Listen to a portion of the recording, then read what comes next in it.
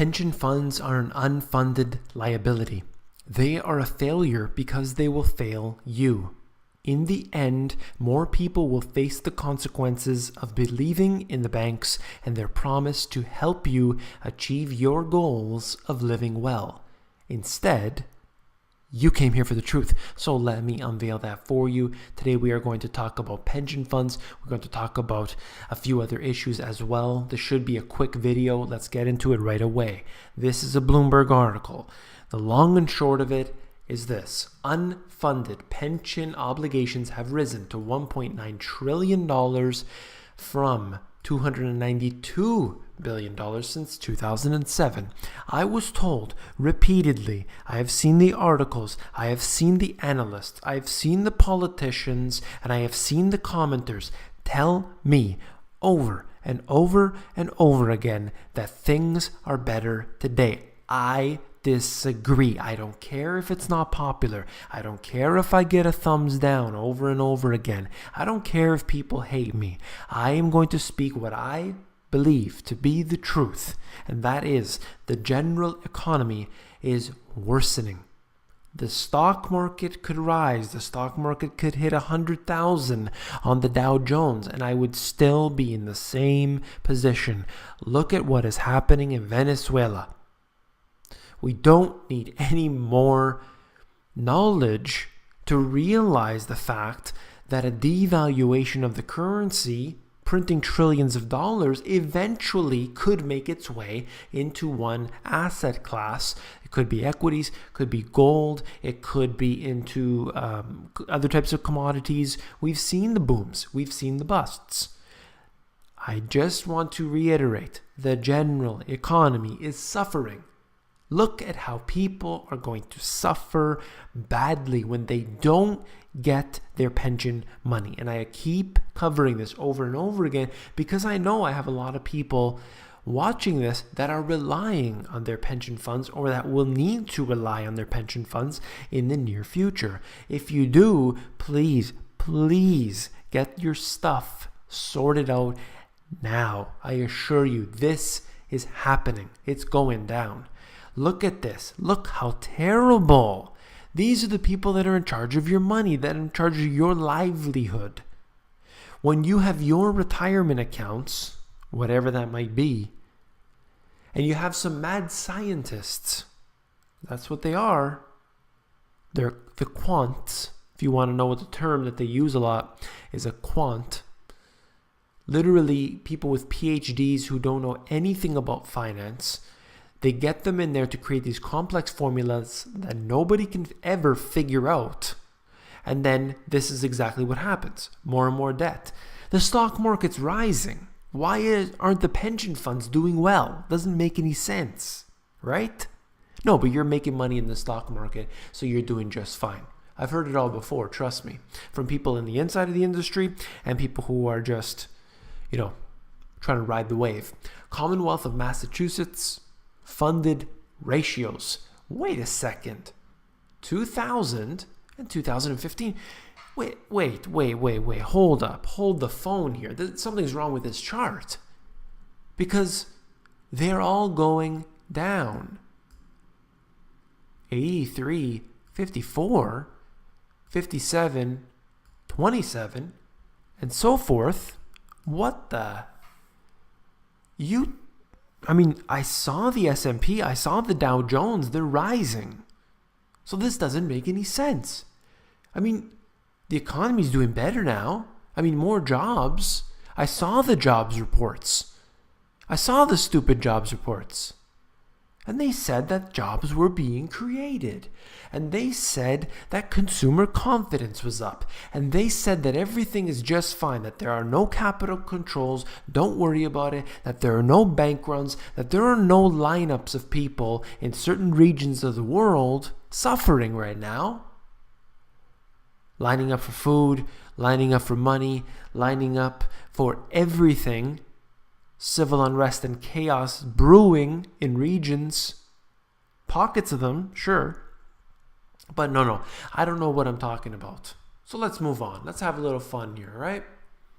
Looking at China's crude oil imports by source, they import the most oil. And just to take a look at exactly where that is coming from, you can see that Brazil, Oman, and Russia are part of their imports. And I can see particularly with Russia, even Oman, and Brazil over the years, if you look at a long enough timeline, you can see that it's increasing. But of course, they are importing from, a global situation, really. All I want to say is that essentially China is expanding on the amount of crude imports that they have. You can see this to track their progress and their usage. But ultimately, even if you just look at the demographics and you look at the what's happening, economically, that individuals moving from the rural areas, moving into the cities. I don't think necessarily the economy is doing that well, but this is the trend regardless. Maybe you want to look over a 20-year period, or you want to look over even more. You can see that that's what's happening, and this is a result of that. So more oil will be needed. And of course, all depends on the price too. Don't forget that. Switching gears here, just want to finish off this video. This is an article out of the New York Times is talking about the situation on YouTube. Now, I just talked about in my previous video, essentially this individual here, check this out, 353,000 subscribers. I'm not sure if you've ever heard of this guy, David Pakman. And I think, where did I read it? I think it's just off the screen. Anyway, he's making only a few pennies per day. 353,000 subscribers and a few pennies per day. What I would suggest to you is exactly what has happened with TV, what has happened with radio, traditional media, is that we have seen the conglomerates take over, and the news and the information is all really condensed. It's all talking points. It's all garbage. So what has happened here is that the advertisers have taken over things like YouTube, and that's where the audience is. That's why we go to YouTube. That's why we use it. And essentially what's happened is they've taken over and they've suggested, look, no, if you want us to advertise on your site, all the big money coming in, if you want to advertise, you can't have this quote unquote hate speech. And this is the type of thing that really upsets me, because it's not, I mean, there's definitely some hate speech out there. That's clear. But I can't believe that the algorithms can't pick up on what is being critical, the information from articles, and then comparing that to, some sort of hate video. There's a big difference there. And, I appreciate that individuals should have the ability to be critical, as critical as they want to be, except for inciting violence. That's really where it stops. But you're not allowed to become critical. Still to this day, I'm receiving videos, notifications that say, your video not approved for monetization, over and over and over again. Any mention of war or ISIS or attack, I noticed what it was. I mean, it's the words. You have to be so careful in the words that you use. Simultaneously, you have to make them still attractive for new subscribers to come in. So they're really trying to condense the political talk, and they're trying to get rid of that, the financial talk and everything else. And they're trying to make YouTube about silliness, essentially. The former Federal Election Commission chairwoman says that political speech must be controlled on social media. She presented her remarks in a speech calling for regulations against quote-unquote fake news. I do appreciate that, absolutely. We don't want fake news. However, we're all getting lumped into that. Everything is fake news if it goes against the mainstream. I think that is a big mistake. I'd rather have all of the garbage out there than for someone else to say what's going to be real and what's going to be fake. I mean, they know what's fake. They know the trolls. They know how to read the IP addresses and everything else, but they don't care. That's not what this is about.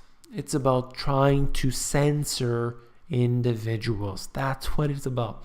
I just wanted to note this. I don't know what the heck is going on. It could be just a fluke. This video here, I know you guys watched it. Thumbs up, 266. Thumbs down, 112. And I thought to myself, a lot of people dislike my videos. By the way, if you dislike this video, give me a thumbs down. I've seen on the previous videos, I mean, there's always some dislikes, but never 112. I thought, what the heck did I say? Did I really upset everybody that much? Maybe I made a mistake. Maybe it was a hot mic. But I clicked on it, looked at the actual analytics of the video, and it showed there was only a few thumbs down. So I don't know what is going on with YouTube right now. It's acting really strange. I'm just putting out my videos. I'm just doing what I can. I'm doing more videos now, even though there's basically no money to be made. This is what I do. This is what I know how to do. I'm sharing information because, quite frankly, I got no one else to share this with. I want to share it with somebody who actually wants to listen to me. So I appreciate that. When you comment, trust me. It's very much appreciative because I can, share words with you. So that's why I like to comment back. I want to develop this into a conversation. This isn't like most of the YouTube channels out there. You have some guru sitting there telling you everything. I am a news aggregator. I've been doing this for many, many years, taking information, condensing it down to its simplest forms. I've been putting that in ebooks that I have never released to the public before, just to share with people that I know they don't give a damn. So then I made my own book, The Money GPS, and then that has spawned off. So anyway, a little bit of inside information in this video and the last video. If you found it informative, please give me a thumbs up. If you hate my guts, give me a thumbs down. What other channel tells you to give the video a thumbs down? All right. Last but not least, if you found the video informative, I know you will find my books, The Money GPS, and my new release, Global Economic Collapse, even more informative. The new book is all about self-sufficiency, reducing your monthly expenses, and what I call the Money GPS strategy. It's a whole system that I have developed between this one and also back into the first one where I have the Money GPS formula. The two together, great synergy. Check them out. Go to Amazon. They have a look inside feature that will allow you to flip through the pages of the books to see if you like them. Take care.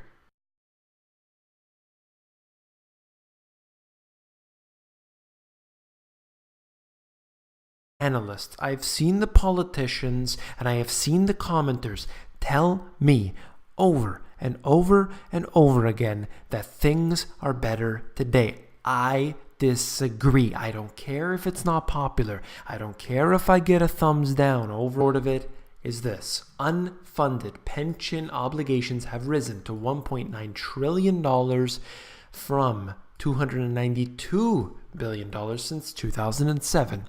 I was told repeatedly, I have seen the articles, I have seen the pension funds are an unfunded liability. They are a failure because they will fail you. In the end, more people will face the consequences of believing in the banks and their promise to help you achieve your goals over and over again. I don't care if people hate me. I am going to speak what I believe to be the truth, and that is the general economy is worsening.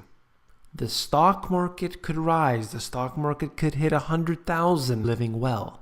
Instead, you came here for the truth, so let me unveil that for you. Today we are going to talk about pension funds. We're going to talk about a few other issues as well. This should be a quick video. Let's get into it right away. This is a Bloomberg article. The long and short